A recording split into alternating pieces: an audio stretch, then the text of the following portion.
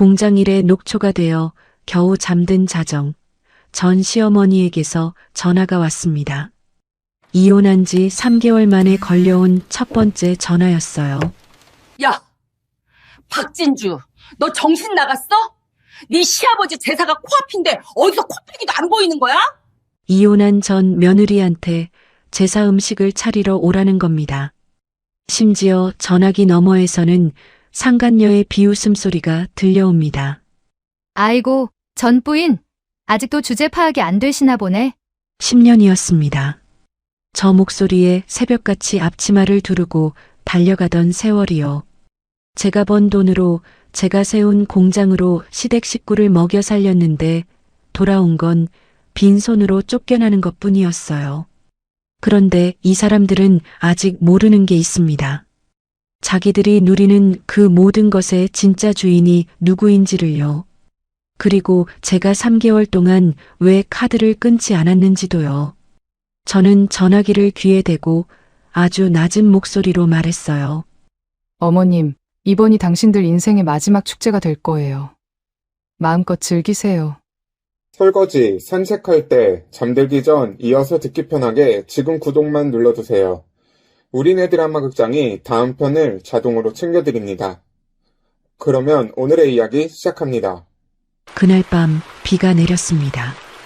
창문을 두드리는 빗줄기가 마치 누군가 손가락으로 톡톡 두드리는 것처럼 고르게 울렸고 저는 그 소리를 자장가 삼아 겨우 눈을 감은 참이었습니다.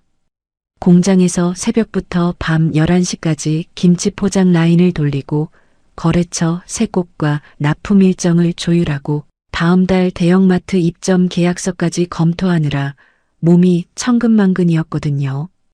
이불을 끌어올리는 손끝에 힘조차 남아있지 않았습니다. 베개에 머리를 대는 순간 의식이 스르르 가라앉았습니다. 그런데 그 고요를 찢어버린 건 빗소리가 아니었어요. 협탁 위에서 핸드폰이 미친 듯이 진동했습니다. 어둠 속에서 액정이 번쩍이는 빛이 눈꺼풀을 파고들었고 저는 반사적으로 손을 뻗었습니다. 화면에 뜬 글자가 눈에 박혔습니다. 시어머니, 아니 전 시어머니. 이혼 도장을 찍은 지 3개월입니다. 이혼 도장을 찍은 뒤로 이 번호에서 연락이 온 적은 단 한 번도 없었어요. 저도 연락하지 않았고 그쪽도 마찬가지였습니다. 그 3개월의 고요가 저에게는 오히려 축복이었는데 그 축복이 자정이 넘은 이 시각에 산산조각 나버렸습니다. 심장이 한 박자 늦게 쿵 하고 내려앉았고 손가락 끝이 서늘하게 식어갔습니다. 불쾌함이라기보다는 소름에 가까운 감각이었어요. 3개월 만에 걸려온 이 전화가 반가울 리 없었지만 예감 같은 것이 머리 한구석을 스쳤습니다. 드디어 올 것이 왔구나 하는. 전화를 받는 순간 고막이 찢어질 뻔했습니다. 아, 박진주, 너 정신 나갔어? 네 시아버지 제사가 코앞인데 어디서 처자빠져 자고 있는 거야? 전 시어머니인 오 여사의 목소리는 3개월 전이나 지금이나 한치도 변하지 않았습니다. 새벽녘 고요한 침실을 가르는 그 날카로운 고성은 마치 유리창에 못을 긁는 소리 같았어요. 전화기를 귀에서 떼어놓아도 울릴 만큼 거칠었습니다. 저는 천천히 상체를 일으키며 입을 열었습니다. 어머님, 지금 자정이에요. 그리고 저는 이제 그 집 사람이 아닙니다. 건조하게, 단호하게, 한 글자 한 글자에 힘을 실었습니다. 그런데 오 여사는 들은 척도 하지 않았어요. 사람이 아니긴 뭐가 아니야. 이혼했어도 할 일은 해야지. 제삿날에 새벽같이 와서 음식 준비 안 하면 동네방네 소문 낼 거야. 며느리 노릇도 못하고 쫓겨난 것이 체면도 없니? 억지도 이런 억지가 없었습니다. 이혼한 전 며느리에게 제사상을 차리라니 이 세상 어떤 법에도 없는 명령을 이 사람은 너무나 당연하다는 듯 내뱉고 있었어요. 하지만 놀라지 않았습니다. 10년 동안 이보다 더한 말도 수없이 들었으니까요. 그때 전화기 너머로 또 다른 목소리가 끼어들었습니다. 간드러지면서도 가시가 돋친 그 콧소리를 저는 바로 알아챘습니다. 아이고, 형님, 아니 전 부인이라고 해야 하나? 아직도 주제 파악이 안 되시네. 오빠가 제삿날에 새벽같이 와서 동태전이나 부치라잖아요. 이지야, 제 남편이었던 사람의 품에 안겨 킬킬대던 바로 그 여자가 전화기 너머에서 저를 조롱하고 있었습니다. 오 여사 옆에 붙어 앉아 제 자리를 꿰찬 여자의 목소리가 귓속을 날카롭게 긁었어요. 하지만 저는 이를 악물거나 숨을 가다듬는 대신 입꼬리를 천천히 올렸습니다. 동태전 씹을 때 어금니 조심하세요. 그 턱관절이 조만간 비명을 지를 테니까. 전화기 너머가 찰나 고요해졌습니다.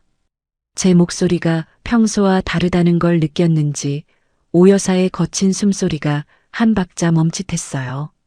하지만 그것도 잠깐이었습니다. 곧 배로 높아진 목소리가 터져 나왔습니다. 뭐, 이것이 시어머니한테 할 소리야? 아직도 건방진 버릇을 못 고쳤구나. 너 그러다 큰 코 다친다. 저는 더 이상 그 소리를 귀에 담아둘 필요가 없었습니다. 침대에서 두 발을 내려 차가운 마룻바닥을 밟았습니다. 발바닥에 전해지는 서늘한 감촉이 흐릿했던 정신을 한 번에 깨웠어요. 저는 아주 낮고 느린 목소리로 말했습니다. 어머님, 이번이 당신들 인생의 마지막 축제가 될 거예요. 마음껏 즐기세요. 뚜 하는 짧은 소리와 함께 통화가 끊겼습니다. 빗소리가 다시 들려왔습니다. 창문을 타고 흘러내리는 빗줄기가 유리 위에 가느다란 줄기를 만들었고 저는 어둠 속에서 그 풍경을 한참 바라보았습니다. 심장은 아직 빠르게 뛰고 있었지만 손끝은 이상하리만큼 차분했어요. 10년이었습니다. 저 목소리에 잠을 설치고 새벽같이 앞치마를 두르고 부엌으로 뛰어가던 세월이요. 명절마다 30가지 반찬을 차려놓고도 간이 맞느니 정성이 없느니 핀잔을 들었던 제삿날의 새벽이요. 그때의 저는 오 여사가 내뱉는 말 한마디에 온몸이 쪼그라드는 사람이었습니다. 밤새 전을 부치다 기름에 데인 손등을 감추면서도 죄송하다는 말이 먼저 나오던 사람이었어요. 하지만 지금은 다릅니다. 이 손으로 공장을 세웠고 이 머리로 사업을 키웠고 이 두 발로 그 집 대문을 스스로 걸어 나왔습니다. 오 여사는 아직도 자기가 채찍을 쥐고 있다고 믿는 모양이지만 그 채찍이 닿을 사람은 이제 이 세상에 없어요. 당신이 서 있는 그 화려한 바닥이 사실은 살얼음판이라는 걸, 당신이 누리는 그 모든 것의 주인이 누구였는지를 곧 알게 될 겁니다. 저는 핸드폰을 협탁 위에 내려놓고 다시 이불 속으로 들어갔습니다. 빗소리는 여전히 창을 두드리고 있었지만 이번에는 자장가처럼 들리지 않았어요. 전쟁의 북소리처럼 들렸습니다. 전화를 끊고 나서 잠이 올 리 없었습니다. 저는 침대에서 일어나 거실로 나왔어요. 불을 켜지 않은 채 소파에 앉아 서랍에서 갈색 서류 봉투 하나를 꺼냈습니다. 봉투 겉면에 적힌 글씨가 어둠 속에서도 선명했어요. 재산 분할 포기 공증 서류. 3개월 전 남편이 직접 도장을 찍은 바로 그 서류였습니다. 종이를 펼치자 3개월 전의 그날 밤이 눈앞에 펼쳐졌습니다. 그날도 비가 왔었어요. 제가 거래처 미팅을 마치고 집에 돌아왔을 때 현관에 낯선 여자 구두가 놓여 있었습니다. 분홍색 하이힐. 제 것이 아니었고 시어머니 것은 더더욱 아니었죠. 가슴이 철렁 내려앉았지만 발걸음을 멈추지 않았습니다. 안방 문을 열었을 때 남편 우영은 낯선 여자와 소파에 나란히 앉아 있었어요. 텔레비전은 켜져 있었지만 아무도 화면을 보고 있지 않았고 여자의 손이 우영의 무릎 위에 올려져 있었습니다. 두 사람은 제가 문을 여는 소리에도 바로 떨어지지 않았습니다. 그 찰나의 정적이 어떤 변명보다도 분명한 대답이었습니다. 진주야, 이거 오해야. 그냥 아는 동생이 잠깐. 우영이 더듬거리며 일어섰지만 저는 그 입을 쳐다보지도 않았어요. 시선은 여자의 얼굴에 고정되어 있었습니다. 27쯤 되어 보이는 젊은 얼굴이 당황하기는커녕 오히려 저를 위아래로 훑어보고 있었거든요. 그때 현관문이 벌컥 열렸습니다. 시어머니 오말자가 들어선 거예요. 상황을 본 시어머니의 첫마디가 뭐였는지 아세요? 어디서 네 주제에 내 아들 앞길을 막아. 돈 좀 번다고 유세야? 이거 다 내 아들 공장에서 나온 돈이잖아. 불륜을 저지른 아들이 아니라 불륜을 목격한 며느리에게 호통을 친 겁니다. 그러더니 성큼성큼 다가와 제 뺨을 때렸어요. 왼쪽 볼이 화끈거렸고 입안에 피 맛이 번졌습니다. 열 손가락이 부들부들 떨렸지만 저는 뺨을 감싸 쥔 채 고개를 숙였습니다. 울지 않았어요. 이미 그 순간 제 머릿속에서는 전혀 다른 계산이 시작되고 있었으니까요. 그래요, 어머님. 아드님 능력이 대단하시죠. 저는 그냥 빈몸으로 나갈게요. 제 목소리가 너무 순순해서였을까요? 시어머니는 의아한 표정을 지었지만 곧 콧방귀를 뀌었습니다. 그래. 빈몸으로 나가. 재산 분할이고 뭐고 네가 뭘 가져갈 게 있다고. 이 공장은 우리 우영이가 세운 거야. 저는 속으로 웃었습니다. 공장은 100% 제 자본으로 세운 것이었어요. 법인 등기부 등본의 대표이사도 설립 자본금 출자자도 기술 특허 보유자도 전부 박진주라는 제 이름이었습니다. 하지만 우영이 엄마 앞에서 10년 동안 사장 행세를 해왔기에 시어머니는 이 모든 것이 아들 것이라 굳게 믿고 있었죠. 그 착각이 제가 놓을 덫의 가장 완벽한 미끼였습니다. 3개월만 시간을 주세요, 어머님. 집이랑 카드, 명예 정리할 시간이 필요하니까요. 저는 고개를 숙인 채 조용히 말했고 시어머니는 승리자의 여유로 턱을 치켜들었습니다. 우영은 벽에 기대서서 고개를 돌린 채 제 눈을 피했어요. 진주야, 미안해. 근데 우리 엄마 성격 알잖아. 일단 좀 나가 있어줘. 미안하다는 말 뒤에 숨은 뜻은 간단했습니다. 엄마 눈치가 보이니까 제가 알아서 물러나라는 거예요. 10년을 함께 살면서 단 한 번도 제 편을 들어준 적 없는 사람다운 말이었죠.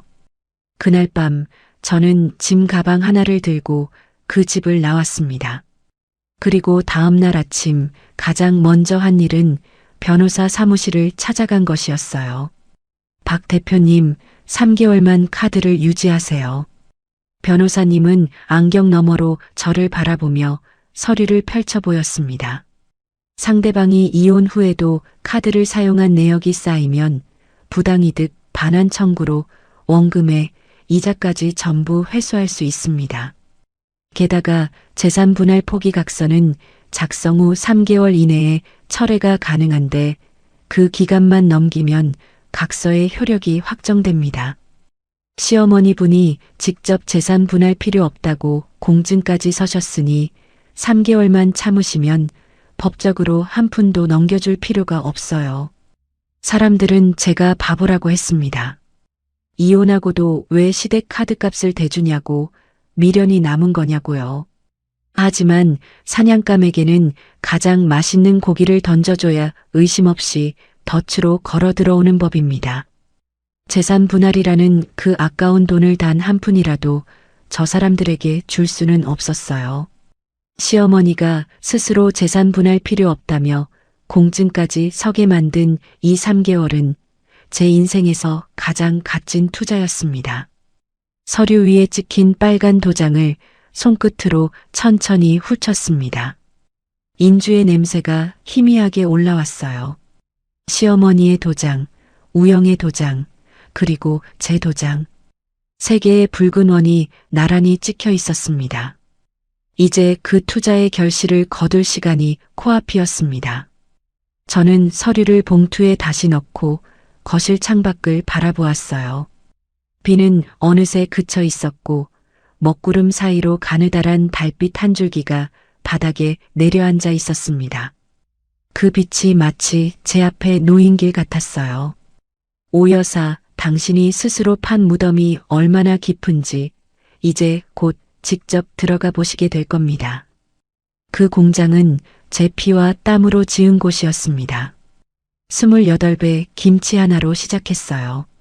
결혼 초 시어머니와 남편과 한 집에 살던 시절이었습니다. 시어머니가 장을 보러 나간 사이 남는 배추로 김치를 담갔고 그걸 동네 식당 사장님께 가져다 드린 게 첫걸음이었어요. 사장님이 한 입 먹더니 눈이 동그래지면서 아줌마 이거 매일 가져다 줄 수 있어? 라고 물었던 그 순간을 저는 아직도 기억합니다. 처음엔 하루에 배추 10포기도 못 팔았지만 제가 연구한 양념 비율이 입소문을 타면서 주문이 하나둘 늘기 시작했어요. 새벽 4시에 일어나 양념을 버무리고 낮에는 거래처를 뛰어다니고 밤에는 장부를 정리했습니다. 손끝이 갈라지고 고춧가루에 살이 부르텄지만 멈출 수 없었어요.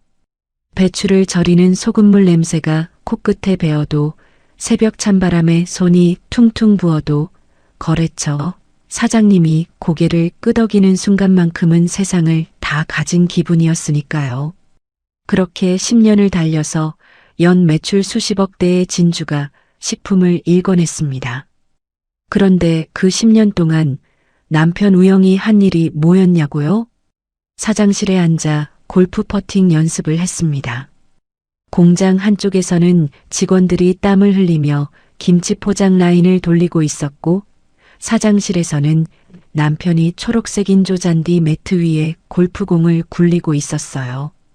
벽에는 자기 이름이 새겨진 사장 명패가 번듯하게 걸려 있었고 책상 위에는 제가 올려놓은 결제 서류 대신 골프 잡지와 외제차 카탈로그가 펼쳐져 있었습니다. 기계가 돌아가는 웅웅거리는 소음 사이로 탕, 탕하고 퍼터가 공을 치는 소리가 섞여 들릴 때마다 저는 이를 꽉 깨물고 고개를 돌렸어요. 시어머니는 그런 남편을 두고 친구들에게 이렇게 자랑했습니다. 맞지? 이게 다 우리 우영이가 일군 거야. 며느리는 그냥 격리나 보는 애고. 시어머니가 동네 친구 서넛을 데리고 공장에 올 때마다 저는 속이 뒤집혔어요. 진한 향수 냄새를 잔뜩 뿌린 시어머니가 공장 복도를 거드름 피우며 걸으면 친구들은 기계 설비를 올려다보며 감탄사를 연발했습니다. 시어머니는 어깨를 한껏 펴며 이 기계가 얼마짜리고 저 냉장 설비가 어쩌고 하며 아는 척을 늘어놓았어요. 정작 그 기계값을 누가 벌었는지는 한 번도 말하지 않으면서요. 우리 우영이가 사업수완이 보통이 아니야. 이 공장 매출이 얼마인 줄 알아?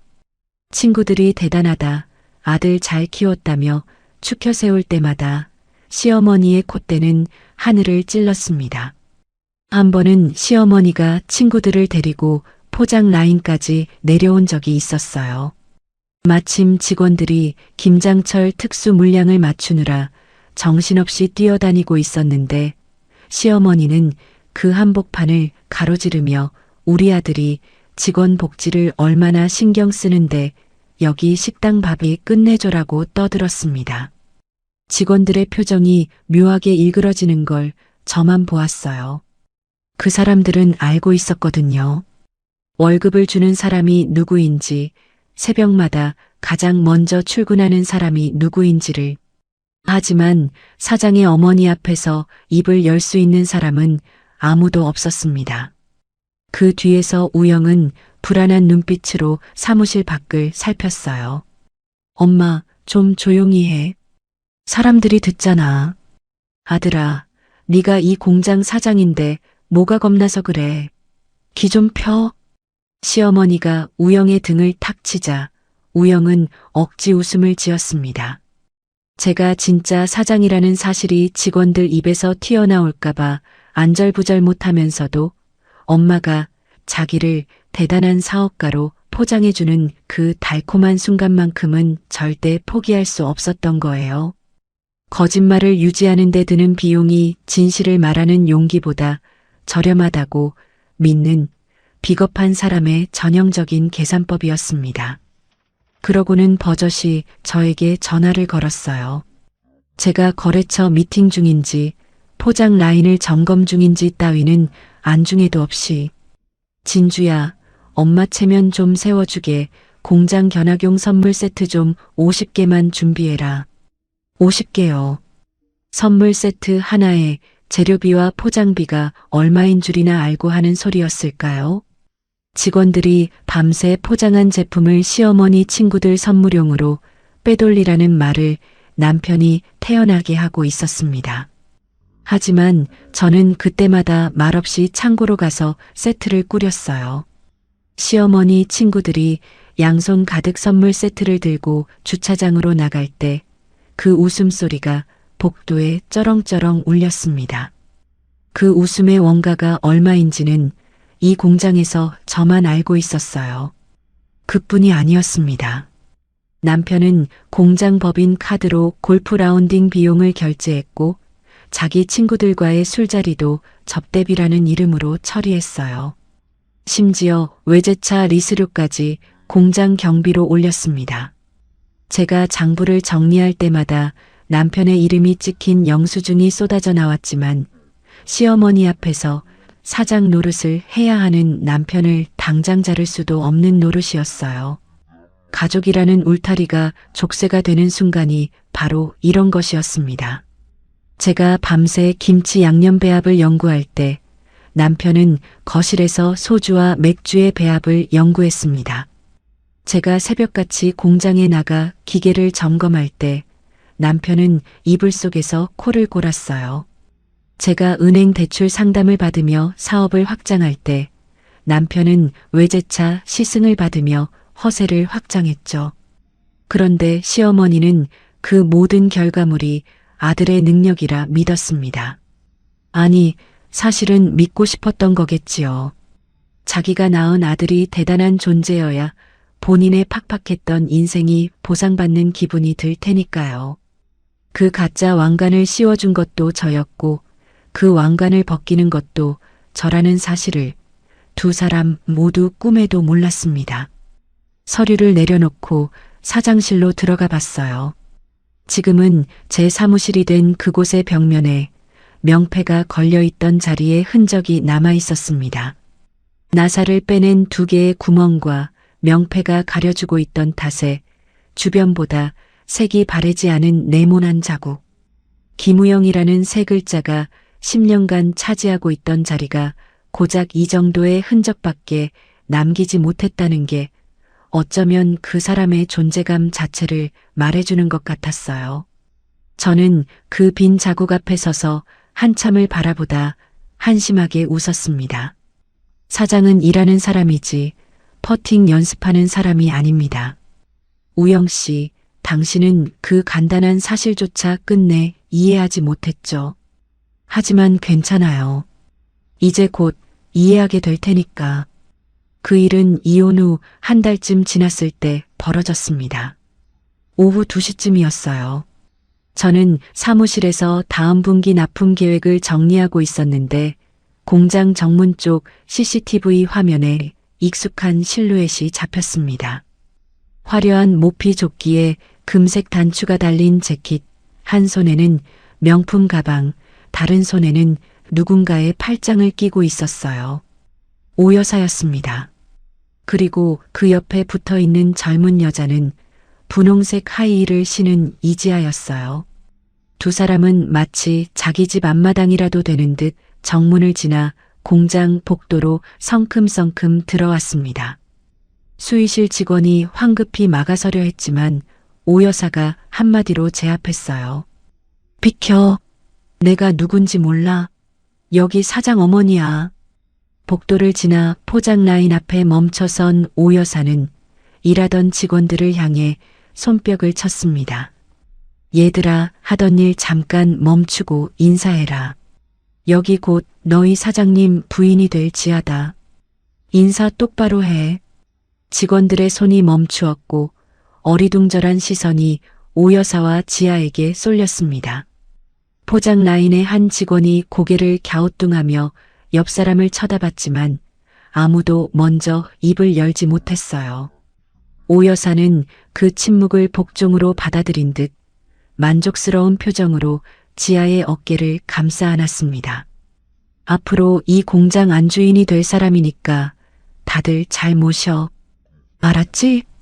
지아는 공장 내부를 천천히 둘러보더니 코를 찡그렸어요. 어머님, 공장이 생각보다 냄새나고 허술하네요. 사장실 소파부터 바꿔야겠어요. 저 조명도 너무 어둡고. 저는 사무실 안쪽에서 모니터 화면을 통해 그 광경을 지켜보고 있었습니다. CCTV 녹화 버튼이 빨간 불을 깜빡이고 있었어요. 화가 나지 않았다고 하면 거짓말이겠지만 그보다 먼저 든 생각은 이것이었습니다. 들어오게 둬라. 저들이 여기서 행패를 부릴수록 CCTV에 찍히는 증거는 쌓이고 내 소송 서류는 두꺼워진다. 수의 직원에게 전화를 걸어 출입을 막으라 한마디만 하면 끝날 일이었지만 저는 일부러 그러지 않았어요. 오 여사는 직원들의 어색한 인사에 만족했는지 곧장 제 사무실 쪽으로 향했습니다. 중간에 탕비실을 지나면서 여기 커피 좀 내와. 손님이 왔는데 커피 한 잔도 안 내오냐? 라고 소리치는 것도 잊지 않았어요. 탕비실에 있던 직원이 당황해서 종이컵을 잡았다 놓았다 하는 모습이 CCTV에 고스란히 찍혔습니다. 오 여사는 사무실 문을 벌컥 열더니 제 책상에 떡하니 앉아 의자를 빙글 돌렸어요. 이제 이 자리 주인이 바뀔 거니까 짐이나 싸둬. 알았지? 지아도 뒤따라 들어와 책상 위의 서류와 액자를 손가락으로 톡톡 건드렸습니다. 마치 중고 매물을 점검하듯 사무실 구석구석을 훑는 그 눈빛이 가관이었어요. 오빠가 여기서 일했다고? 좀 답답한데 창문이라도 넓혀야겠다. 저는 사무실 안쪽 회의 공간에서 천천히 걸어 나왔습니다. 제 모습을 본 오 여사의 눈이 치켜 올라갔어요. 박진주, 너 아직도 여기 얼쩡거려? 위자료 못 준다니까 공장에 말뚝이라도 박으려고? 어머님, 여기가 제 사무실인데 제가 어딜 가요? 제 목소리는 최대한 평온하게 마치 날씨 이야기를 하듯 차분했습니다. 그 톤이 오히려 오 여사의 신경을 건드린 모양이었어요. 얼굴이 순식간에 붉어지더니 목소리가 한 옥타브 올라갔습니다. 아직도 지가 사장인 줄 아나 봐. 우영아, 얘 좀 당장 내보내. 오 여사가 복도를 향해 소리쳤지만 우영은 그 자리에 없었습니다. 아마 주차장에서 차에 앉아 있거나 근처 커피숍에서 시간을 보내고 있었겠죠. 엄마가 버리는 소동에 얼굴 내밀 용기도 없는 사람이었으니까요. 오 여사는 우영이 나타나지 않자 혼자 씩씩거리다가 제 책상 위에 놓인 서류 뭉치를 손으로 확 밀어버렸습니다. 종이가 바닥에 흩어졌고 그 소리에 복도에 있던 직원 두어 명이 고개를 내밀었어요. 지아는 사무실 한쪽 소파에 앉아 다리를 꼬고 핸드폰을 만지작거리며 자기와는 상관없다는 듯 무심한 표정이었습니다. 저는 바닥에 흩어진 서류를 묵묵히 주워 담았습니다. 허리를 숙이면서도 손끝 하나 떨리지 않았어요. 그 종이들 사이에는 부당이득 반환 청구 관련 자료도 있었지만 오 여사가 그 서류의 의미를 알아볼 리 없었습니다. 글씨를 읽는 것과 의미를 이해하는 것은 전혀 다른 차원의 능력이니까요. 오 여사는 한참을 떠들다 지쳤는지 지아의 팔을 잡고 사무실을 나갔습니다. 복도에서 멀어져가는 구두 소리와 함께 다음에 오면 저 사람 자리 치워놔, 알았지? 라는 오 여사의 목소리가 울렸어요. 정문 쪽 CCTV에는 두 사람이 주차장으로 향하는 뒷모습이 찍혀 있었고 녹화 시간은 37분을 넘기고 있었습니다. 저는 모니터 앞에 앉아 녹화 파일을 확인하며 혼자 중얼거렸어요. 저 무모함이 때로는 부럽기까지 합니다. 세상이 어떻게 돌아가는지, 법이 얼마나 무서운지도 모르고 날뛰는 저 패기라니. 지아라는 저 여자는 우영 씨가 빈털털이라는 걸 알면 어떤 표정을 지을까요? 소파를 바꾸겠다던 그 당찬 포부가 한순간에 사라지겠죠. 오 여사는 자기가 앉았던 저 책상이 얼마나 뜨거운 가시방석으로 바뀔지 상상이나 할까요? 조금만 더 즐기세요. 그 무지가 주는 행복도 이제 얼마 남지 않았으니까. 3개월이라는 시간 동안 결제 알림은 쉬지 않고 울렸습니다. 이혼 후에도 제 명의로 된 가족 카드를 끊지 않은 이유는 변호사 조언 때문입니다. 변호사님의 조언에 따라 저쪽에서 카드를 쓸수록 부당이득 반환 청구의 증거가 쌓이는 구조였으니까요. 저는 카드를 끊지 않았을 뿐 쓰라고 권한 적은 단 한 번도 없었습니다. 하지만 오 여사에게는 그런 구분이 필요 없었어요. 카드가 살아있다는 사실 자체가 면허증이었으니까요. 어차피 걔가 카드 안 끊는 건 우리한테 미안해서 그런 거야. 이혼 위자료 대신 쓰는 거지 뭐. 오 여사는 스스로 그렇게 합리화했습니다. 지아에게도 당당하게 말했어요. 우영이 전 마누라가 미안한 게 있으니까 카드를 못 끊는 거야. 안 그러면 벌써 끊었겠지. 걱정 말고 필요한 거 사. 그 말을 들은 지아는 눈을 반짝이며 고개를 끄덕였겠지요. 두 사람에게 그 카드는 합법적인 전리품이나 다름없었을 겁니다. 이 이야기는 나중에 백화점 직원의 입을 통해 들은 내용입니다. 이혼 후 2달째 되던 어느 날 오 여사와 지아는 백화점 명품관에 나타났습니다. 오 여사는 익숙한 듯 매장 직원에게 손을 흔들며 들어갔고 지아는 진열된 가방들을 하나하나 손으로 짚어가며 훑었어요.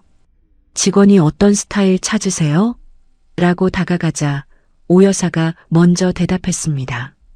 제일 비싼 거 우리 며느리 될 사람한테 예물로 줄 거야. 며느리 될 사람이라는 말에 직원의 눈빛이 달라졌겠죠. 곧 가장 좋은 자리로 안내받았을 거예요. 지아는 800만 원짜리 가죽 가방 앞에서 멈춰섰습니다. 어머님, 이거 800만 원인데 괜찮을까요? 오빠가 화내면 어떡해요? 입으로는 걱정하는 척했지만 이미 가방 손잡이를 쥔 손에는 놓을 기미가 없었겠죠. 오 여사는 콧바람을 후 불며 대답했습니다. 걱정 마. 우영이가 공장 수익이 얼만데 이 정도를 못 써? 긁어. 오 여사가 호쾌하게 카드를 내밀었고 결제기가 찍 하고 승인음을 울렸습니다. 거기서 끝이 아니었어요. 가방에 이어 구두 한 켤레, 스카프 하나가 더해졌고 지아는 어머님도 하나 사세요. 제가 골라드릴게요라며 오 여사의 팔을 잡아 끌었습니다. 오 여사의 손에도 어느새 쇼핑백이 하나 들려 있었어요. 그 순간 제 핸드폰에 알림이 떴어요. 카드 승인 800만 원. 백화점 명품관. 저는 공장 사무실 책상 위에 펼쳐놓은 서류를 바라보았습니다. 부당이득 반환 청구 소송 준비 서류였어요. 금액란에 800만 원을 적어 넣었습니다. 그 위에는 이미 여러 줄의 숫자가 빼곡히 적혀 있었어요. 300만 원, 150만 원, 200만 원, 500만 원. 3개월간 누적된 금액이 한 줄 한 줄 쌓여가고 있었습니다. 800만 원. 이 돈을 벌기 위해 제가 얼마나 많은 김치 상자를 날랐는지 저 사람들은 모를 겁니다. 새벽 4시에 일어나 양념을 버무리고 거래처에 머리를 숙이고 반품 클레임에 잠을 못 이루던 밤들의 무게를요. 하지만 알아도 상관없겠지요. 남의 땀으로 산 가방이 어깨에 잘 맞기만 하면 그만이었을 테니까. 그날 오후 우영에게서 전화가 왔습니다. 진주야, 엄마가 카드를 좀 썼는데 정말 괜찮은 거야? 고마워. 내가 나중에 잘할게. 그 목소리에는 불안과 안도가 반반씩 섞여 있었어요. 카드가 정지되지 않았다는 사실에 안심하면서도 어딘가 찜찜한 구석이 있는 모양이었습니다. 저는 한 박자 쉬었다가 대답했어요. 글쎄요. 이제 남인데 그 정도는 스스로 판단할 나이 아니에요? 제 말투가 너무 차분했던 걸까요? 아니면 듣고 싶은 대답만 듣는 사람이었던 걸까요? 우영은 전화 너머에서 그래. 고마워. 역시 너는 착해라는 말을 중얼거리고 끊었습니다. 저라는 사람을 한 번도 제대로 본 적 없는 사람다운 발상이었죠. 저는 속으로 생각했습니다. 우영 씨, 고맙다는 말은 법정에서 다시 하게 될 거예요. 그때는 고마움이 아니라 후회로 가득 찬 목소리일 테지만 사실 우영은 불안을 느끼면서도 엄마에게 카드를 멈추라는 말을 할 수 없었을 겁니다. 공장이 자기 것이 아니라는 진실을 말하는 순간 그동안 쌓아온 가짜 체면이 한꺼번에 무너지니까요. 그래서 제가 카드를 안 끊는 것을 미련이라 해석하고 그 해석에 기대어 안심하는 쪽을 택한 거예요. 비겁한 사람의 비겁한 선택이었습니다. 전화를 끊고 나서 또 한 건의 결제 알림이 울렸습니다. 이번에는 300만 원. 뭘 샀는지는 모르겠지만 저는 서류의 금액란에 숫자를 하나 더 적어 넣었어요. 긁어라, 더 긁어라.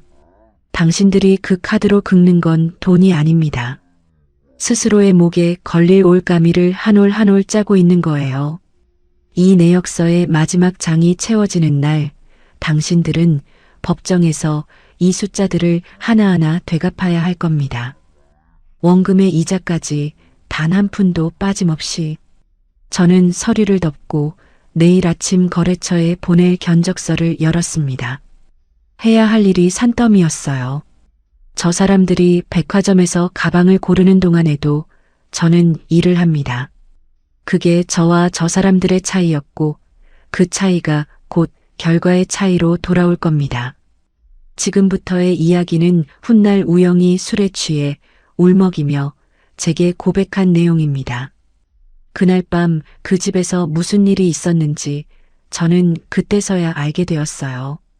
3개월의 유예 기간이 끝나기 하루 전 밤이었다고 합니다. 우영은 술에 절어 집에 들어왔어요. 현관에 신발을 벗어 던지고 비틀거리며 거실로 들어서는데 소파 옆에 쌓여있는 백화점 쇼핑백들이 눈에 들어왔다고 합니다. 오 여사와 지아가 그동안 사모은 명품들이었죠. 가방, 구두, 옷, 스카프. 그 화려한 쇼핑백 더미가 우영의 눈에는 폭탄처럼 보였을 겁니다. 저 안에 들어있는 물건들의 값이 전부 제 카드에서 빠져나간 돈이라는 걸 아는 사람은 그 집에서 우영 혼자뿐이었으니까요. 우영은 서랍에서 이혼 서류 사본을 꺼내 다시 확인했다고 합니다. 떨리는 손가락으로 날짜를 짚어보니 유예기간 만료가 바로 다음 날이었어요. 3개월이라는 시간이 어느새 하루밖에 남지 않은 것이죠. 이마에 식은땀이 흘렀고 서류를 쥔 손이 젖을 만큼 땀이 배었다고 했습니다. 유예기간이 끝나면 어떻게 되는지 우영도 어렴풋이 알고 있었을 거예요. 재산 분할 포기 각서가 확정되고 카드가 끊기고 공장에서 자기 자리가 사라진다는 것을요. 그런데도 3개월 동안 한 번도 대비를 하지 않았습니다. 내일은 내일의 해가 뜰 거라는 그 안일함이 우영이라는 사람의 전부였으니까요. 거실 바닥에는 빈 소주병 2개가 나뒹굴었고 텔레비전은 아무도 보지 않는 채 화면만 깜빡이고 있었다고 합니다. 그때 안방에서 오 여사의 목소리가 들려왔어요. 전화를 하고 있었는데 동네 친구에게 제사 자랑을 늘어놓는 중이었다고 합니다. 우리 우영이가 제사상을 얼마나 풍성하게 차릴 줄 알아? 전 며느리한테도 와서 돕게 할 거야. 내 아들이 사장이니까 체면이 있지. 오 여사의 웃음소리가 거실까지 쩌렁쩌렁 울렸다고 해요. 우영은 그 웃음소리를 들으며 주먹을 쥐었다 폈다를 반복했다고 합니다. 입술을 몇 번이나 달싹거린 끝에 결심한 듯 안방문을 열었어요. 엄마, 사실은 나 공장 사장 아니야. 그거 다 진주가. 기어들어가는 목소리였을 겁니다. 하지만 그 말이 끝나기도 전에 오 여사가 벌떡 일어나 호통을 쳤다고 해요. 무슨 헛소리야. 네가 세운 공장인데 걔가 너한테 무슨 수작을 부린 거야? 오 여사는 우영의 말을 단 1초도 진지하게 받아들이지 않았습니다. 아들의 입에서 나온 진실을 전 며느리의 세뇌로 치부해버린 거예요. 오히려 우영의 어깨를 잡고 흔들며 말했다고 합니다. 너 요즘 술을 너무 마셔서 정신이 나갔구나. 내일 제사인데 정신 차려. 네 아버지가 하늘에서 보고 있어. 돌아가신 아버지까지 끌어오니 우영은 더 이상 한마디도 할 수 없었을 겁니다. 엄마의 부릅뜬 눈을 보고 입을 다물었다고 해요. 15대도 20살 때도 30이 넘어서도 늘 그랬던 것처럼요. 엄마 앞에서는 진실이고 뭐고 입이 열리지 않는 사람이었으니까요. 그 틈을 지아가 파고들었습니다. 지아가 안방에서 나와 우영의 팔짱을 끼며 말했어요. 오빠 제사 끝나면 우리 결혼 날짜 잡자. 어머님도 빨리 잡으라고 하셨잖아. 우영은 지아의 얼굴을 멍하니 바라보았다고 합니다. 결혼이라니. 지금 빈털터리가 되기 직전인 남자에게 결혼 날짜를 잡자고 하는 이 여자는 자기가 얼마나 깊은 수렁 위에 서 있는지 전혀 모르고 있었어요. 아니, 지아야. 너는 모르는 게 있어. 우린 지금. 우영은 말을 잇지 못했다고 합니다. 지아에게 진실을 말하면 지아가 떠날 테고 엄마에게 말하면 엄마에게 그동안의 모든 거짓말이 들통날 테고 어느 쪽이든 자기가 쌓아올린 허세의 탑이 무너지는 건 마찬가지였으니까요. 우영은 그 자리에서 웃지도 울지도 못한 채 소파에 주저앉았어요. 오 여사는 그런 아들을 보면서도 술 먹고 이상한 소리 하지 말라며 대수롭지 않게 넘겼고 지아는 핸드폰을 꺼내 웨딩홀 사진을 검색하기 시작했다고 합니다. 벽에 걸린 시계가 째깍째깍 소리를 냈어요. 유예기간의 마지막 밤이 한 초 한 초 흘러가고 있었습니다. 우영은 화장실로 들어가 문을 잠근 뒤 제 번호를 눌렀다고 해요. 세면대 거울에 비친 자기 얼굴이 처참했다고 합니다. 충혈된 눈, 부어오른 얼굴, 술 냄새가 밴 셔츠. 전화벨이 3번 울리는 동안 무슨 말을 할지 머릿속으로 골랐겠지만 4번째 벨이 울리기 전에 스스로 끊어버렸다고 해요. 한 번만 더 봐달라는 말이 목구멍까지 차올랐지만 그 말을 내뱉을 자격이 자기에게 없다는 걸 본인도 알았을 겁니다. 전화를 끊고 나서 한참을 세면대에 손을 짚고 서 있었다고 했어요. 밖에서는 오 여사의 웃음소리와 지아의 제잘거리는 목소리가 들렸고 벽시계의 초침 소리만이 유예기간의 마지막 밤을 새고 있었습니다. 제 핸드폰에는 부재중 전화 한 건이 떠 있었습니다. 발신자는 우영. 저는 그 알림을 보고도 전화기를 내려놓았어요. 공장 사무실에서 내일 아침 거래처에 보낼 서류를 정리하는 중이었거든요. 우영이 무슨 말을 하려 했는지 굳이 궁금하지 않았습니다. 어차피 그 사람 입에서 나올 수 있는 말은 정해져 있었으니까요. 미안하다, 한 번만 더 내가 잘할게. 결혼 생활 내내 수백 번은 들었을 그 대사를요. 그리고 그 대사 뒤에는 한 번도 달라진 것이 없었습니다. 김우영이라는 사람은 끝까지 김우영다웠습니다. 진실을 말하면 엄마에게 뒤집어질 것 같고 가만히 있자니 제 쪽에서 벼락이 떨어질 것 같고 10년 전에도 그랬어요. 제가 오 여사에게 모욕을 당할 때마다 그 사람은 화장실로 숨거나 잠든 척을 했습니다. 자기 비겁함의 대가를 항상 제가 치르게 만들었던 거예요. 하지만 이번에는 다릅니다. 이번에 그 대가를 치를 사람은 저가 아니라 바로 그 자신과 그의 어머니입니다. 진실을 말할 수 있는 시간은 이미 지났어요. 우영 씨. 저는 서류를 정리하고 공장 불을 껐습니다. 내일은 바쁜 하루가 될 테니까요. 제사 당일 아침이 밝았습니다. 저는 새벽 5시에 눈을 떴어요. 평소보다 1시간 일찍이었지만 잠이 더 올 리 없었습니다. 옷장에서 남색 정장을 꺼내 걸어두고 셔츠 단추를 하나하나 채우면서 거울을 바라보았어요. 거울 속의 제 얼굴은 고요했습니다. 떨림도 망설임도 없었어요. 3개월을 기다린 아침이었으니까요. 공장에 도착한 건 7시였습니다. 직원들이 하나둘 출근하기 시작했고 포장 라인이 가동되면서 익숙한 기계 소음이 공장을 채웠어요. 오늘은 거래처 납품 일정까지 겹쳐 있어서 공장 안이 평소보다 분주했습니다. 최 공장장이 현장을 점검하며 돌아다니고 있었고 조리실에서는 식당 조리사분들이 직원 점심 준비를 시작하고 계셨어요. 9시 반쯤이었을 겁니다. 정문 쪽에서 소란이 들렸어요. 오 여사였습니다. 밍크 코트를 걸치고 한 손에는 명품 가방을 들고 다른 손으로 지아의 팔을 끌며 공장 안으로 들어오고 있었어요. 수위 직원이 막아서자 비켜. 오늘 제사라 바쁘단 말이야. 라며 밀치고 들어왔습니다. 오 여사는 곧장 공장 조리실로 향했습니다.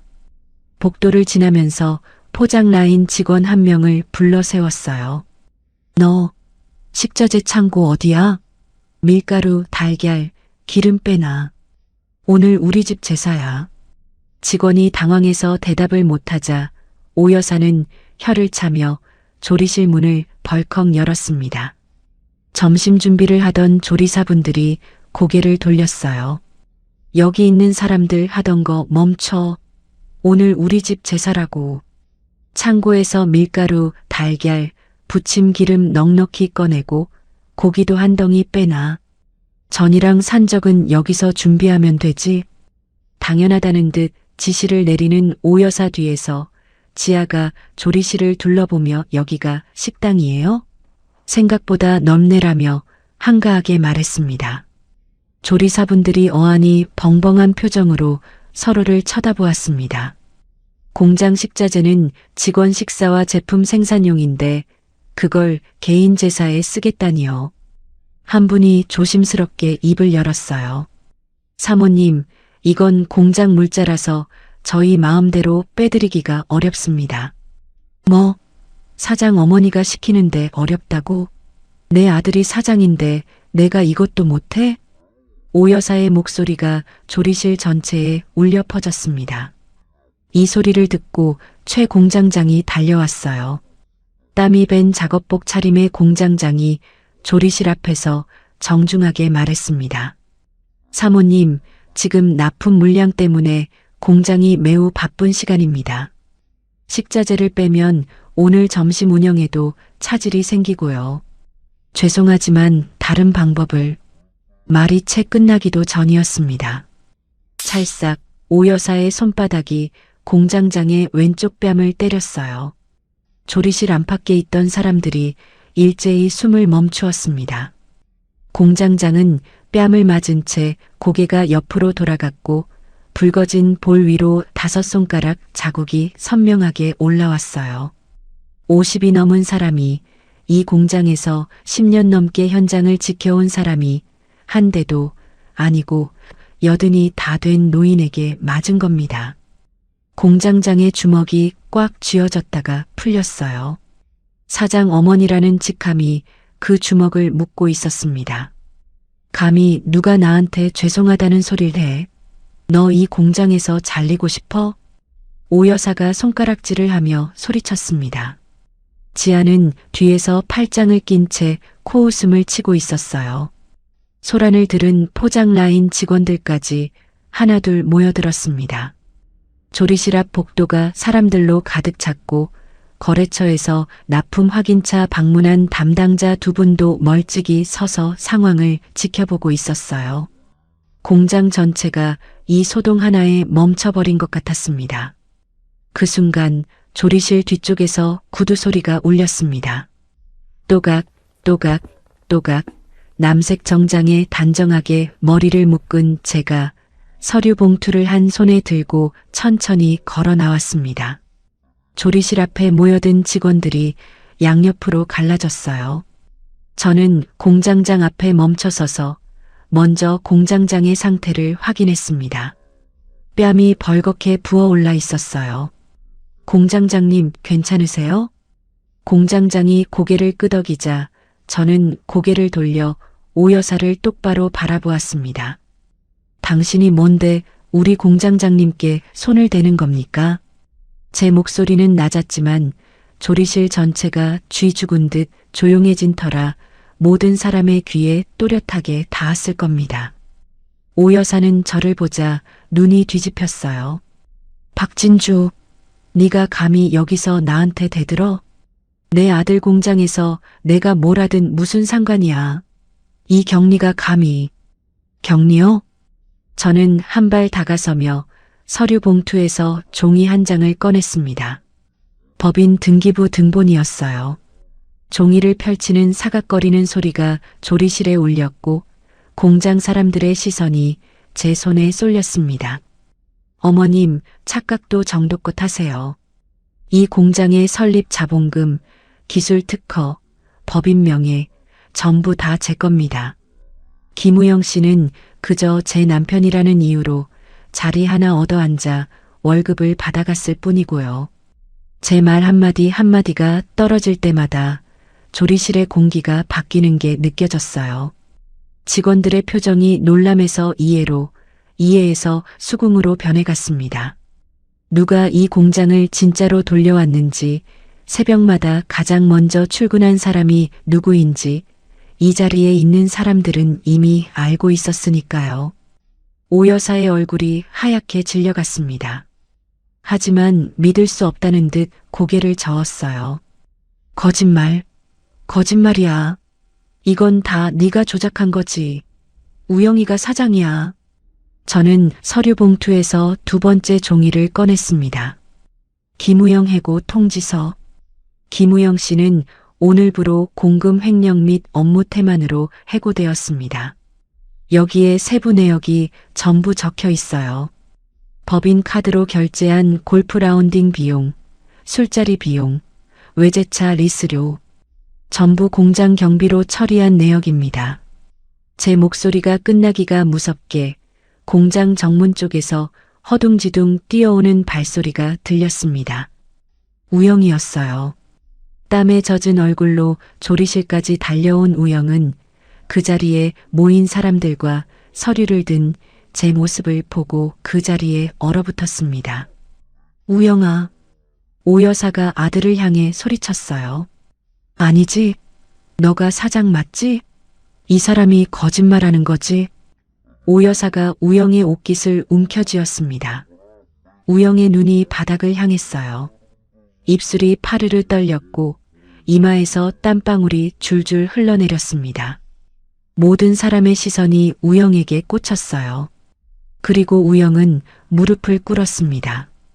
공장 조리실 바닥, 기름기 묻은 타일 위에 두 무릎이 닿는 둔탁한 소리가 울렸어요. 수십 명의 사람들이 지켜보는 앞에서 10년간 사장 행세를 하던 남자가 바닥에 엎드렸습니다. 엄마, 미안해. 다 진주 거 맞아. 나 돈 한 푼 없어. 우영의 목소리가 갈라졌습니다. 울음이 터진 건지 코를 훌쩍이는 소리가 섞여 나왔어요. 바닥에 떨어진 눈물이 타일 위에 동그란 얼룩을 만들었습니다. 공장 안이 물을 끼얹은 듯 고요해졌어요. 기계 소리도 사람들의 웅성거림도 전부 멈춘 것 같았습니다. 오 여사의 손에서 우영의 옷깃이 스르르 풀렸어요. 한 발, 두 발 뒷걸음질을 쳤습니다. 얼굴에서 핏기가 완전히 빠져나갔고 입술이 파랗게 변해가고 있었어요. 손이 허공을 더듬다가 벽을 짚었습니다. 허리가 접히고 무릎이 꺾이는 게 보였어요. 밍크 코트 자락이 바닥에 끌렸습니다. 거짓말. 거짓말이라고. 우영이가 세운 공장인데 내 아들이 같은 말을 기계적으로 되풀이하는 오 여사의 모습은 차마 측은하다고 할 수는 없었지만 처참하기는 했습니다. 자기가 믿어온 세계가 통째로 무너지는 순간을 눈앞에서 겪고 있었으니까요. 그 옆에서 지아가 움직이기 시작했습니다. 아까까지 팔짱을 끼고 여유롭던 얼굴이 새하얗게 굳어 있었어요. 아까까지 팔짱을 끼고 여유롭던 얼굴이 새하얗게 굳어 있었어요. 뭐라고? 오빠가 돈이 없다고? 지아의 목소리가 떨렸습니다. 우영을 내려다보던 눈빛이 순식간에 싸늘하게 식었어요. 아무 말 없이 돌아서더니 굽 높은 구두 소리를 내며 빠르게 공장 밖으로 걸어나갔습니다. 그 구두 소리가 복도에서 점점 작아지다가 정문을 지나 사라졌어요. 우영이 지아야 라고 불렀지만 돌아보는 사람은 없었습니다. 저는 그 모든 광경을 지켜보며 숨을 한 번 깊이 들이마셨습니다. 이 순간을 위해 참았습니다. 3개월이 아니라 10년을요. 공장 사람들의 시선이 오 여사의 밍크 코트에 꽂혀 있었어요. 저 코트도 제가 김치를 팔아번 돈으로 산 것이라는 사실을 이제는 이 자리에 있는 모든 사람이 알게 되었습니다. 오 여사가 그토록 자랑하던 아들의 공장, 아들의 능력, 아들의 성공, 그 모든 것이 모래성이었다는 진실이 이 조리실의 기름 냄새와 함께 만천하에 드러난 겁니다. 뒷목을 움켜쥔 오 여사가 벽에 기대서서 거칠게 숨을 몰아쉬고 있었습니다. 얼굴이 일그러져 있었고 왼쪽 가슴을 손으로 움켜쥐기 시작했어요. 저는 공장장에게 눈짓을 보내며 상황을 정리하라는 신호를 주었습니다. 공장장이 직원들에게 모두 제자리로 돌아가세요. 라인 가동합니다라고 지시하자 하나둘 흩어지기 시작했어요. 거래처 담당자들은 서로 눈을 마주치며 어색하게 자리를 떴습니다. 하지만 모든 사람이 떠나면서도 한 번씩 뒤를 돌아보았어요. 바닥에 엎드린 우영과 벽에 기대숨을 헐떡이는 오 여사를. 우영은 여전히 바닥에 무릎을 꿇은 채 고개를 들지 못하고 있었습니다. 그 옆에서 오 여사의 숨소리가 점점 거칠어지고 있었어요. 왼쪽 가슴을 움켜쥔 손이 파르르 떨리고 있었지만 저는 뒤돌아보지 않았습니다. 사무실로 향하는 복도를 걸으며 제 구두 소리만이 텅 빈 복도에 울렸어요.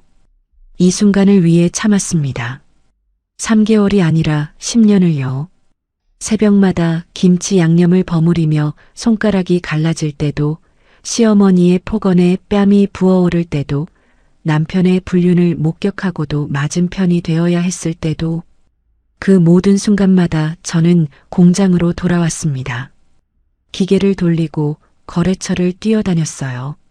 그게 제가 아는 유일한 복수의 방법이었으니까요.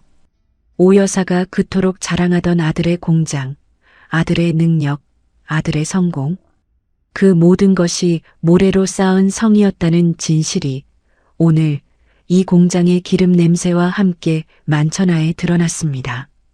당신이 내 뺨을 때리고 제가 번 돈으로 호의호식하고 저를 맨몸으로 내쫓은 대가가 바로 이것입니다. 사무실 문을 열고 들어가 의자에 앉았어요. 책상 위에는 오늘 처리해야 할 납품 서류가 가지런히 놓여 있었습니다. 저는 서류를 집어들었어요. 아직 해야 할 일이 남아 있었으니까요. 사무실에 돌아와 의자에 앉은 지 30분도 되지 않았을 때였습니다. 복도에서 다급한 발소리가 들려왔어요. 공장장이 사무실 문을 두드리며 숨가쁜 목소리로 말했습니다. 대표님, 큰일 났습니다. 아까 그 사모님이 조리실에서 쓰러지셨어요. 가슴을 움켜쥐고 의식이 없습니다. 저는 자리에서 벌떡 일어났습니다. 조리실로 달려가니 오 여사가 바닥에 쓰러져 있었어요.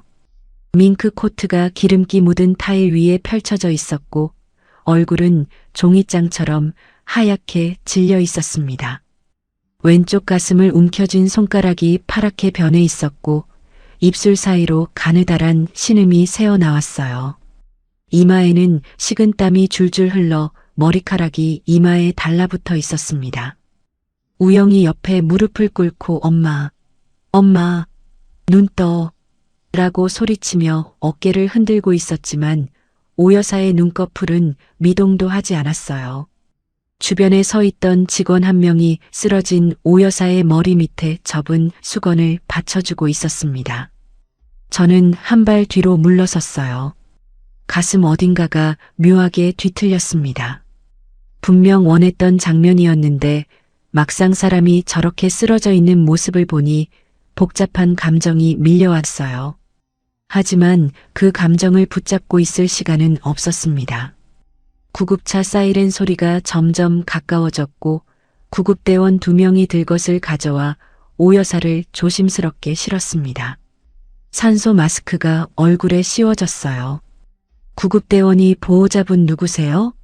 라고 물었을 때 우영이 허둥지둥 손을 들었습니다. 구급차에 올라타는 우영의 뒷모습은 아까까지 공장 바닥에 무릎 꿇고 울던 모습 그대로였어요.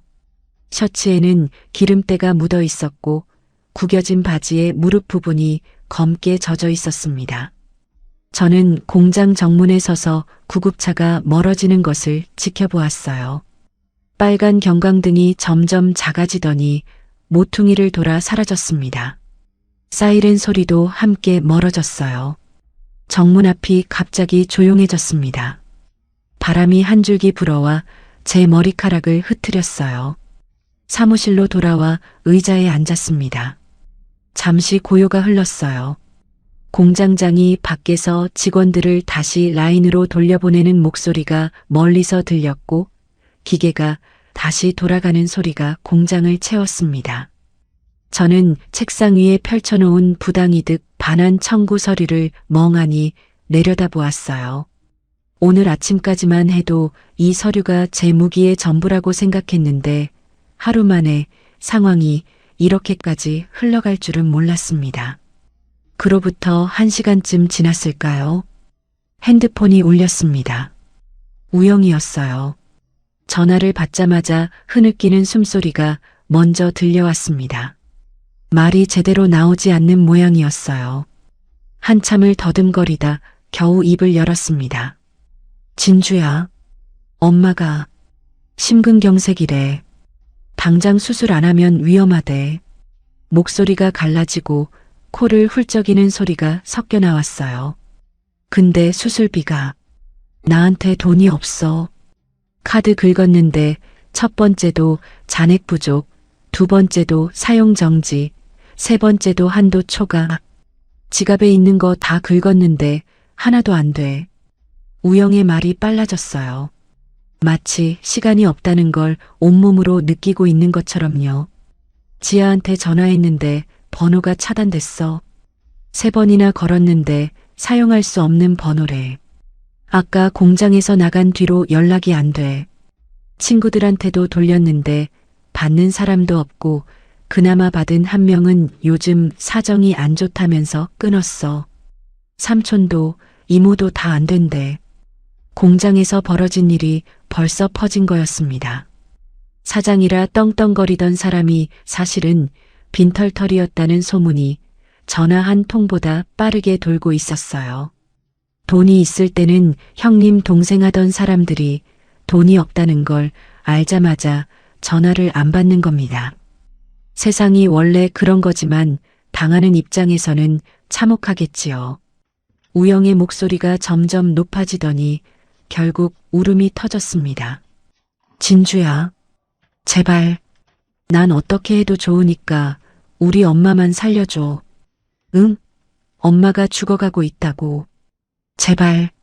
전화기를 쥔 손에 힘이 빠지는 것 같았어요. 우영의 울음소리 사이로 병원 안내 방송이 희미하게 들렸습니다. 간호사가 옆에서 보호자분, 서두르셔야 합니다라고 재촉하는 목소리도 섞여 나왔어요. 우영은 그 소리에 더 다급해졌는지 말이 뒤죽박죽이 되었습니다. 의사 선생님이 분 단위로 나빠지고 있대. 지금 당장 수술 안 하면 정말 위험하대. 진주야, 제발. 너밖에 없어. 나한테 진짜 아무것도 없어. 저는 아무 말 없이 듣고 있었어요. 수화기 너머에서 우영의 울음소리가 계속 흘러나왔습니다.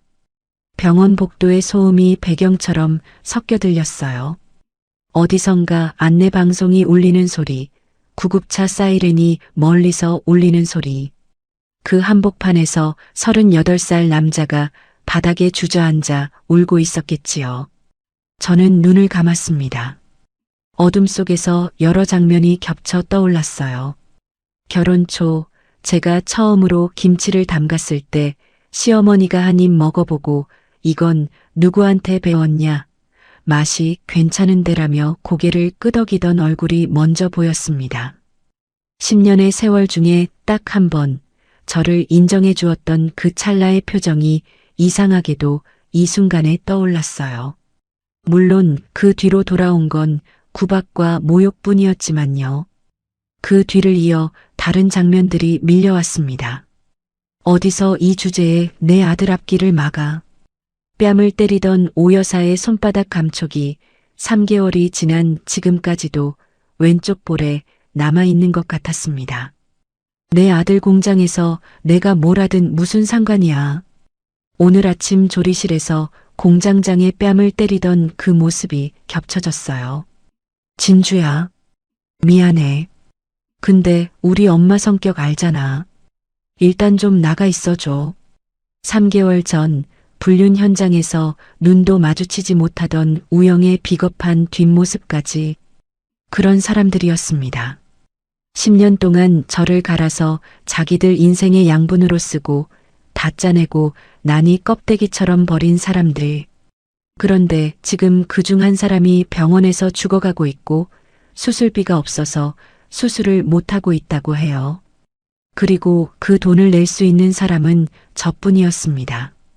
아무리 저를 짓밟고 뺨을 때리고 맨몸으로 내쫓은 사람이라 해도 아무리 제 돈으로 호의호식하며 저를 하녀 취급한 사람이라 해도 사람이 죽어가는 걸 모른 척하는 건 그 사람들과 같은 부류가 되는 것이었어요.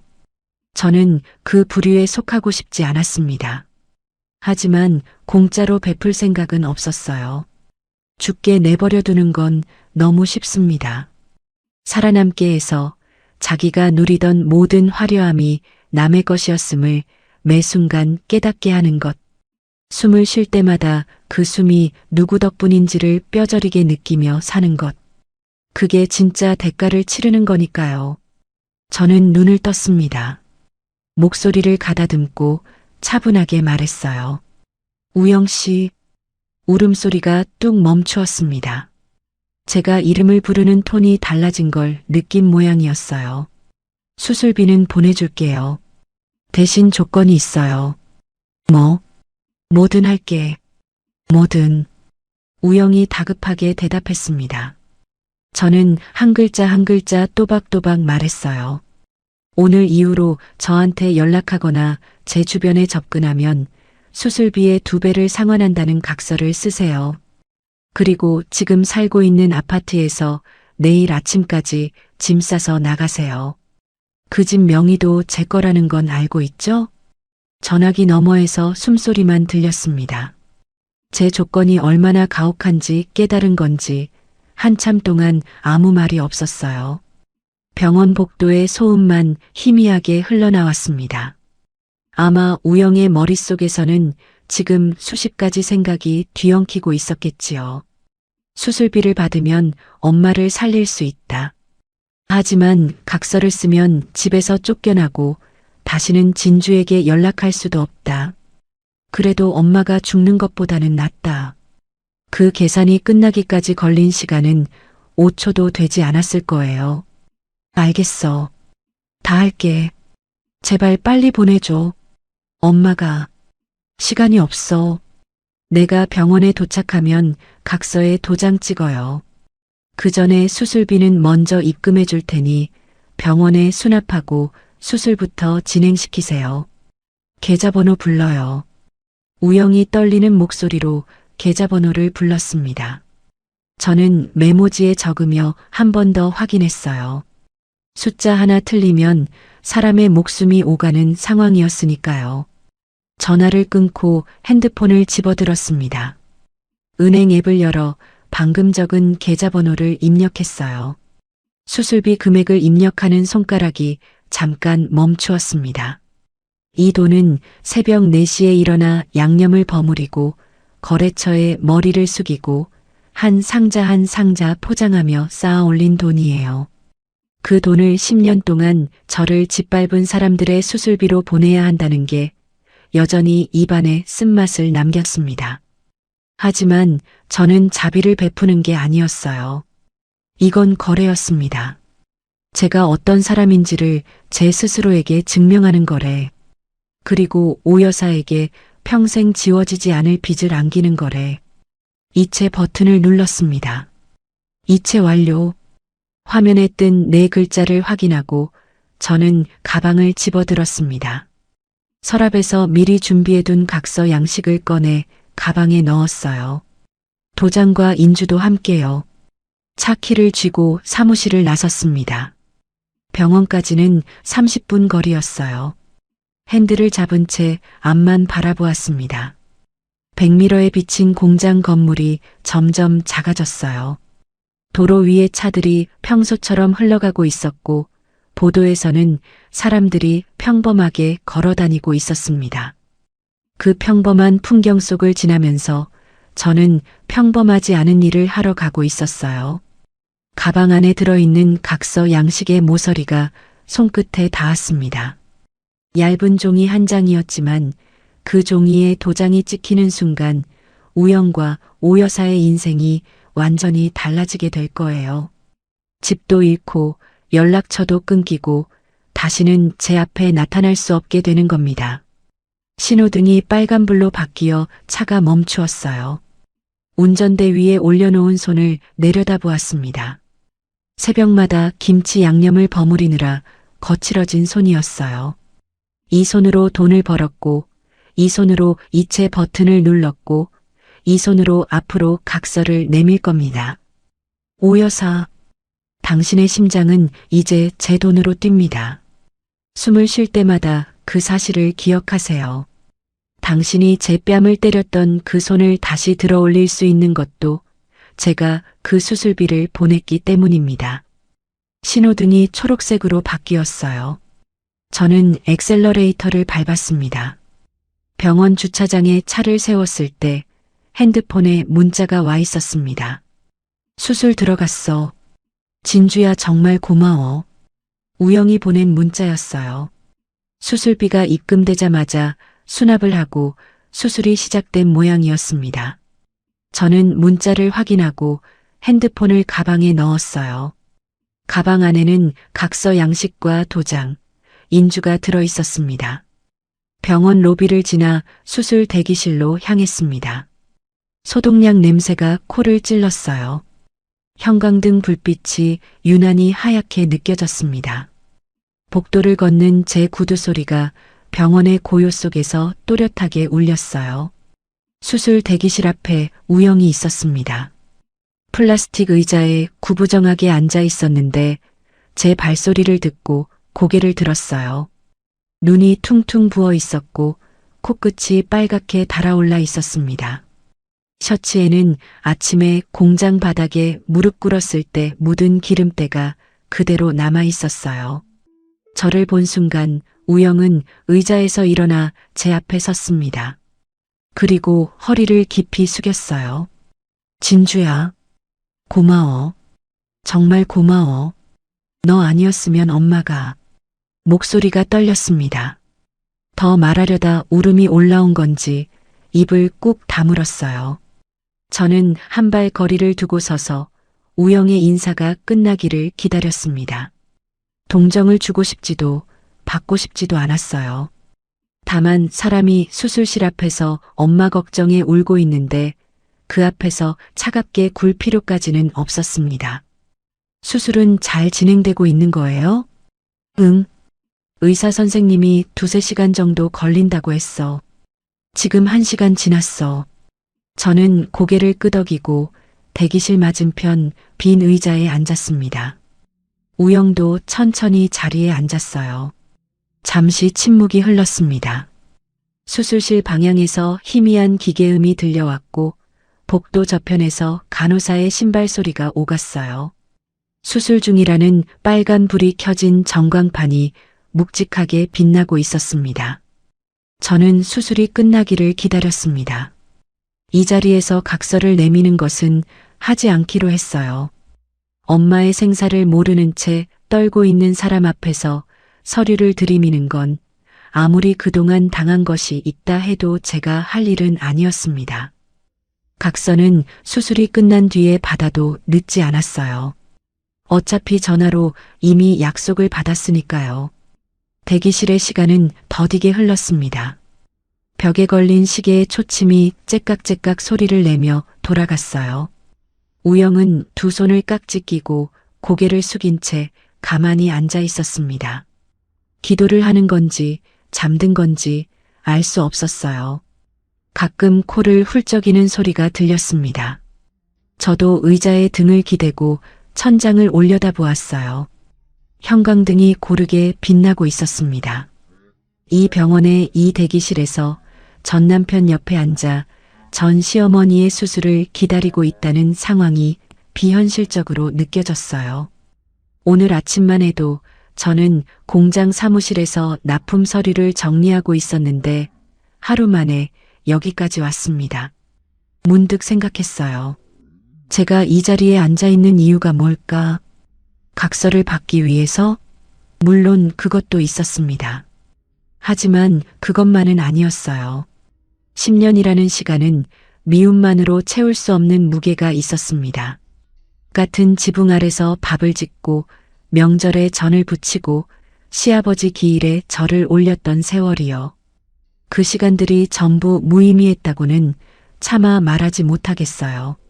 무의미하지 않았기에 더 아팠고 더 아팠기에 이렇게까지 온 것이니까요. 저 또한 마지막 마음의 정리를 하는 시간이었습니다. 2시간이 더 지났습니다. 수술실 문이 열리고 수술복을 입은 의사가 나왔어요. 우영이 벌떡 일어났습니다. 보호자분이시죠? 수술은 성공적으로 끝났습니다. 막힌 관상동맥에 스텐트를 삽입했고 혈류가 정상적으로 회복되었습니다. 다만 심장 근육 일부가 손상되었기 때문에 당분간 안정이 필요하고 퇴원 후에도 약물 치료를 병행하셔야 합니다. 우영의 무릎에서 힘이 빠지는 게 보였어요. 그 자리에 주저앉으며 감사합니다. 감사합니다를 반복했습니다. 의사는 추가 설명을 몇 마디 더하고 다시 수술실 안으로 들어갔어요. 저는 우영이 진정될 때까지 잠시 기다렸습니다. 그리고 우영이 자리에서 일어나 눈물을 닦았을 때 조용히 말했어요. 수술 잘 됐다니 다행이에요. 진주야, 정말 이 은혜를 평생. 우영 씨, 제 목소리 톤이 달라진 걸 우영도 느꼈을 겁니다. 눈물을 닦던 손이 멈추었어요. 전화에서 말한 대로 각서를 쓰셔야 해요. 우리가 보는 건 지금이 마지막이에요. 저는 가방에서 서류를 꺼내 대기실 옆 작은 테이블 위에 올려놓았습니다. 각서 양식, 도장, 인주. 서류에는 전화에서 말한 조건이 그대로 적혀 있었어요. 접근 금지, 연락 금지, 위반 시 수술비의 2배 상환. 그리고 아파트 퇴거. 우영은 서류를 내려다보았습니다. 글씨를 읽는 눈동자가 천천히 움직였어요. 한 줄 한 줄 읽어 내려갈 때마다 얼굴에서 남아있던 안도감이 조금씩 지워져 갔습니다. 접근 금지, 연락 금지, 위반 시 수술비의 2배 상환, 아파트 퇴거. 4가지 조건이 간결한 문장으로 적혀 있었어요. 짧은 문장들이었지만 그 안에 담긴 무게는 결코 가볍지 않았습니다. 내일 아침까지. 아파트에서 나가라는 거야? 그 집 명의가 제 거라는 건 알고 있죠? 전화에서도 말씀드렸고요. 우영의 입술이 파르르 떨렸어요. 진주야, 엄마가 태어나면 갈 데가 없어. 엄마는 아직 거동도 힘들 텐데. 저는 잠시 입을 다물었습니다. 그 말이 사실이라는 걸 알았어요. 수술이 끝났다 해도 오 여사는 당분간 거동이 어려울 것이고 갈 곳이 마땅치 않을 거예요. 우영의 눈이 저를 바라보고 있었습니다. 어딘가에 한 줌의 희망을 걸고 있는 눈빛이었어요. 혹시 진주가 마음을 바꾸지 않을까, 혹시 기한을 늘려주지 않을까 하는. 하지만 저는 이 사람들에게 더 이상 지붕을 제공할 의무가 없었습니다. 10년간 지붕을 제공한 것도 저였고 그 지붕 아래에서 모욕당한 것도 저였으니까요. 한 발 더 물러서면 이 사람들은 또 제 선의를 당연한 것으로 받아들일 거예요. 3개월 동안 카드를 유지해 준 것도 수술비를 보내준 것도 전부 제가 미안해서 그런 거라고 합리화하겠지요. 그래서 선을 긋는 거였습니다. 분명하고 확실하게. 퇴원까지는 병원에 계실 거잖아요. 그 사이에 방을 구하세요. 그건 우영 씨가 해결할 일이에요. 제 말이 잔인하게 들렸을 수도 있습니다. 하지만 저는 더 이상 이 사람들의 문제를 떠안아 줄 수 없었어요. 10년 동안 그래왔고 그 결과가 뭐였습니까? 뺨을 맞고 돈을 빼앗기고 맨몸으로 쫓겨난 것이 전부였어요. 이번에 제가 하는 일은 잔인한 게 아니라 선을 긋는 것이었습니다. 더 이상 당신들의 삶에 제 인생이 소비되지 않도록 분명하고 확실하게 끊어내는 것. 은혜라고 했죠? 착각하지 마세요. 이건 은혜가 아니라 거래예요. 제 돈으로 사람 목숨을 살렸으니 그에 맞는 대가를 받는 것뿐이에요. 우영은 한참 동안 서류를 내려다보았습니다. 수술실 방향에서 오 여사가 회복실로 옮겨지는 소리가 들렸어요. 침대 바퀴가 복도 바닥을 구르는 소리, 간호사가 환자분 의식이 돌아오고 있습니다라고 말하는 소리. 우영이 도장을 집어들었습니다. 인주에 도장을 묻히는 손이 떨렸어요. 서류 위에 도장을 찍기 직전 수술실 쪽을 한번 돌아보았습니다. 방금 엄마의 목숨을 살려준 돈의 대가로 집을 잃고 영원히 진주와의 인연을 끊는다는 서류에 도장을 찍으려는 거였어요. 그 찰나에 우영의 눈가에 눈물이 한 줄기 흘러내렸습니다. 꾹 도장이 종이에 찍혔어요. 빨간 인주가 번지며 동그란 자국을 남겼습니다. 저는 서류를 확인하고 가방에 넣었습니다. 자리에서 일어나며 말했어요. 어머님 회복 빠르시길 바랍니다. 그 말은 진심이었습니다. 아무리 저를 괴롭힌 사람이라 해도 수술대 위에 누워있는 사람에게 아기를 품고 싶지는 않았어요. 다만 그 사람의 인생에 더 이상 제 자리는 없을 뿐이었습니다. 우영이 뒤에서 말했어요. 진주야, 우리는 어디로 가면 되는 거야?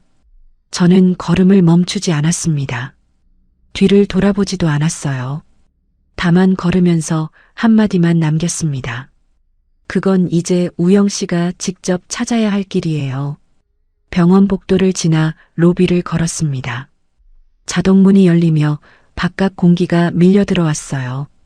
병원 안의 소독약 냄새와는 전혀 다른 싱그러운 바람이었습니다. 주차장으로 걸어가면서 가슴 한구석이 묘하게 가벼워지는 걸 느꼈어요. 3개월 동안 짊어지고 다녔던 무게가 아까 각서에 찍힌 도장 한 방에 내려놓아진 것 같았습니다. 슬프지도 통쾌하지도 않았어요. 그냥 끝났다는 감각이었습니다.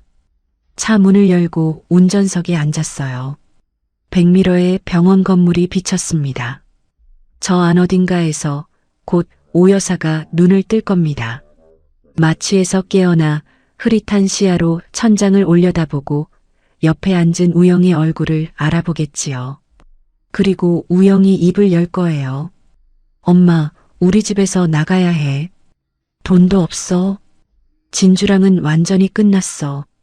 오 여사가 그 말을 듣고 어떤 표정을 지을지, 방금 수술을 받은 심장이 그 충격을 견딜 수 있을지, 저는 그것까지 걱정해줄 위치에 있지 않았습니다. 10년 동안 제 심장을 짓밟으면서 제가 견딜 수 있는지 한 번이라도 걱정한 적이 있었나요? 없었습니다. 단 한 번도요. 하지만 저는 오 여사와 다른 사람이에요. 그래서 수술비를 보냈고 수술이 끝나기를 기다렸다가 각서를 받았고 마지막으로 회복을 빈다는 말까지 남겼습니다. 그것이 제가 할 수 있는 전부였어요. 그 이상은 제 몫이 아닙니다. 엔진을 걸었습니다. 오 여사, 당신의 심장은 이제 제 돈으로 뜁니다. 그 사실을 기억하든 잊든 당신의 자유예요. 하지만 저는 이제 당신들의 삶을 더 이상 책임지지 않겠습니다. 10년이면 충분했어요. 아니, 충분하고도 남았습니다. 당신들에게 드렸던 시간의 10분의 1만이라도 저 자신에게 썼더라면 저는 지금보다 훨씬 더 행복했을 거예요. 하지만 후회는 하지 않겠습니다. 그 10년이 저를 지금의 제가 되게 해주었으니까요. 차가 병원 주차장을 빠져나왔어요. 거리의 가로등이 하나씩 켜지기 시작했습니다. 저녁 노을이 하늘 끝을 붉게 물들이고 있었어요. 저는 창문을 조금 열었습니다. 바람이 머리카락을 흩트렸어요. 이제 진짜 끝입니다. 그로부터 계절이 4번 바뀌었습니다. 봄에 새로운 거래처 5곳과 계약을 맺었고 여름에는 전국 대형마트 입점이 확정되었어요. 가을에 공장을 증축했고 겨울에는 진주가 식품이 올해의 식품 브랜드로 선정되었습니다. 제가 새벽마다 버무리던 김치가 이제 전국의 식탁 위에 올라가게 된 거예요. 그리고 오늘 저는 경제 잡지 인터뷰를 하고 있었습니다. 촬영장은 밝았어요. 조명이 부드럽게 얼굴을 감쌌고 카메라 앞에 놓인 의자에 앉으니 기자가 미소를 지으며 질문을 시작했습니다. 대표님, 자수성가 여성 기업가로서 많은 분께 귀감이 되고 계신데요. 성공의 비결이 뭐라고 생각하세요? 저는 잠깐 생각했어요. 카메라 렌즈가 저를 비추고 있었고 조명 너머로 촬영 스태프들이 조용히 지켜보고 있었습니다. 입을 열었어요. 저를 갉아먹는 사람들에게 베푸는 자비는 스스로를 죽이는 독약과 같습니다. 성공의 비결이라고 한다면 썩은 동아줄을 과감히 잘라낸 것이 아닐까요? 기자가 고개를 끄덕이며 메모를 했습니다. 대표님, 오늘 인터뷰 내용 정말 좋습니다. 많은 여성분께 귀감이 될 것 같아요. 저는 조용히 미소를 지었어요. 카메라가 꺼지고 촬영이 마무리되었습니다. 그 시각 이 도시 어딘가의 변두리 빌라촌에서는 전혀 다른 풍경이 펼쳐지고 있었습니다. 이 이야기는 훗날 우연히 전해 들은 것이에요. 좁고 습한 단칸방이었다고 합니다. 벽지는 곳곳이 들떠 있었고 형광등 하나가 지직거리며 방을 비추고 있었어요. 오 여사는 심장 수술 후유증으로 거동이 불편해져 방 한 구석 이불 위에 누워 있었다고 합니다. 한때 밍크 코트를 걸치고 백화점 명품관을 누비던 사람이 낡은 이불을 덮고 천장만 바라보고 있었어요. 우영은 인력사무소를 전전하다 돌아와 마루 한쪽에 앉아 소주를 마시고 있었다고 합니다. 작은 텔레비전이 켜져 있었고 화면에 익숙한 얼굴이 나타났어요. 경제 잡지 인터뷰를 하고 있는 저의 모습이었습니다. 화면 속에 저는 단정한 정장을 입고 자신감 있는 표정으로 카메라를 바라보고 있었어요. 오 여사가 그 화면을 보았다고 합니다. 리모컨을 집어 끄려 했지만 수술 후유증으로 손이 떨려서 버튼을 제대로 누르지 못했대요. 화면 속 제가 썩은 동아줄을 잘라냈다고 말하는 순간 오 여사의 눈에서 눈물이 흘러내렸다고 합니다. 내가 미쳤지. 내가 복덩이를 발로 찼어. 우영이 소리쳤어요.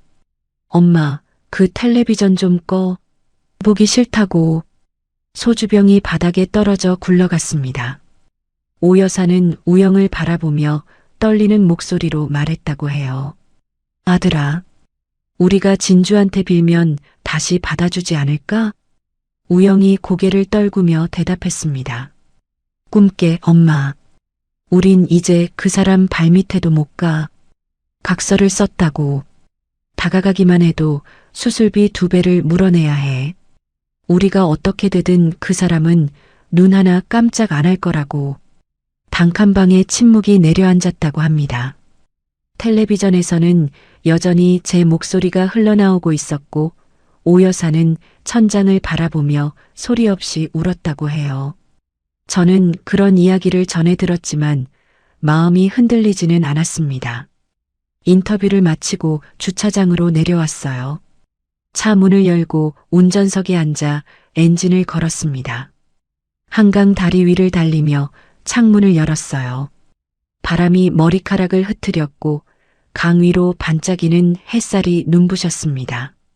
이제 새벽 5시에 혹은 자정에 저를 깨우는 전화벨 소리는 없습니다. 내일 제사상을 걱정할 필요도 누군가의 카드값을 메우기 위해 밤을 새울 필요도 없어요.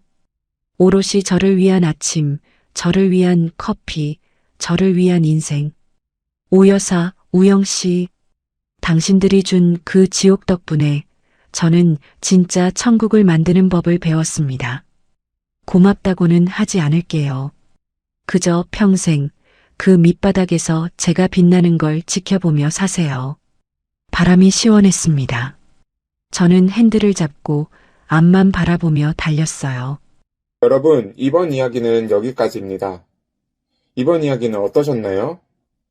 진주는 10년 동안 자기가 번 돈으로 자기가 세운 공장으로 시댁 식구들을 먹여 살렸습니다. 그런데 돌아온 건 감사가 아니라 무시였어요. 진주가 번 돈으로 호의호식하면서 정작 격리 취급을 했던 사람들이었죠. 그래서 저는 이번 이야기를 보면서 한 가지를 느꼈습니다. 내 걸 내 거라고 말 못하는 순간 그게 바로 균열의 시작이라는 거예요. 참는 게 미덕인 시대는 이미 지났습니다. 내가 만든 것, 내가 일군 것, 내가 벌어온 것, 그건 당당하게 내 거라고 말할 수 있어야 해요. 진주처럼 끝까지 참으라는 이야기는 아닙니다. 오히려 그 반대예요. 참지 마세요. 내 자리는 내가 지켜야 됩니다. 그게 나를 위한 진짜 자비입니다. 이와 비슷한 상황을 겪었을 많은 분들에게 자그마한 위로와 대리만족, 그리고 통쾌한 사이다를 전달드렸기를 바랍니다. 오늘 이야기가 마음에 남으셨다면 구독과 알림으로 다음 만남을 예약해두세요. 우리네 드라마 극장이 다시 찾아갑니다. 그리고 오늘 이야기를 듣고 느낀 감정과 생각을 댓글로 소통해주세요.